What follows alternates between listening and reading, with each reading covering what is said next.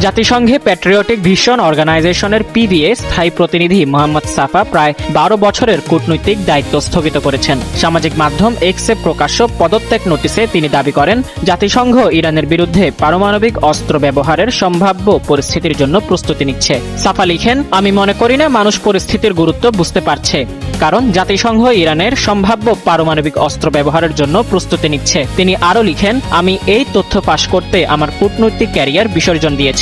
Nuclear winter ঘটার আগেই তা ঠেকাতে আমি আমার দায়িত্ব স্থগিত করেছি, যাতে এই মানবতা বিরোধী অপরাধের অংশ বা সাক্ষী না হতে হয়। তিনি আরও অভিযোগ করেন, জাতিসংঘের শীর্ষ কর্মকর্তারা একটি শক্তিশালী লবির স্বার্থ রক্ষায় ভিন্নমত দমন করছেন। তার ভাষ্যমতে, শীর্ষ কর্মকর্তারা গাজায় যা ঘটছে তাকে গণহত্যা, লেবাননে যা ঘটছে তাকে যুদ্ধাপরাধ ও জাতিগত নির্মূলকরণ এবং ইরানের বিরুদ্ধে যুদ্ধকে আন্তর্জাতিক আইনের লঙ্ঘন বলতে অস্বীকার করছেন। সাফা জনগণকে রাস্তায় নামার আহ্বান জানিয়ে বলেন, একমাত্র জনগণই এই হামলা ঠেকাতে পারবে।